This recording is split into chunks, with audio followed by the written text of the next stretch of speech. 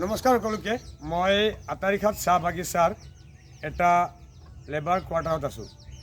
আটাৰিঘাট চাহ বাগিচাখন McLeod and Russell কোম্পানীৰ, আৰু আমি সকলোৱে জানো মেকলয়েড এণ্ড ৰাছেল কোম্পানীৰ ডাঙৰ কোম্পানী এটাই চাহ শ্ৰমিকৰ কোৱাৰ্টাৰৰ কাৰণে কিমান মাটি দিয়ে আপোনালোকে আজি দেখিবলৈ পাব। মই য'ত আছোঁ ইয়াতে দুটা পৰিয়াল থাকে, অৰ্থাৎ ডাবল কোৱাৰ্টাৰ।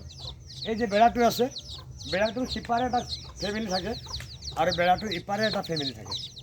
এই দুটা ফেমিলিয়ে থকা মাটিখিনি আপোনালোকে নিজে চাওক। মই অলপমান পিছফালে দেখা দিব কৈছোঁ, অলপমান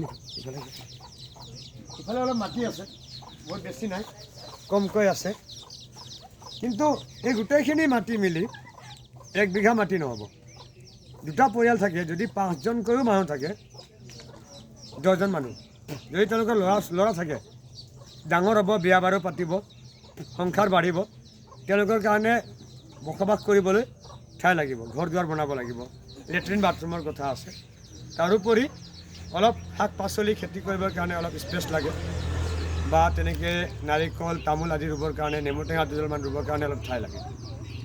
এতিয়া যদি লেবাৰ কোৱাৰ্টাৰৰ অধীনত যিখিনি মাটি আছে সেইখিনি মাটিৰ মাত্ৰ পট্টা দিয়ে, তেতিয়াহ'লে কিমান মাটি পাব?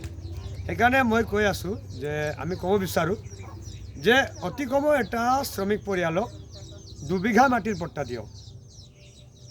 আৰু এটা কথা, এই যে মাটিৰ পট্টা দিবলৈ চৰকাৰে আজি এটা সিদ্ধান্ত লৈছে, এখন আইন আনিছে, এইটো শ্ৰমিকসকলৰ আদিবাসী ছাত্ৰ সন্থাৰ আটচাৰ সংগ্ৰামৰহে ফল। সংগ্ৰামটোহে জয় হৈছে।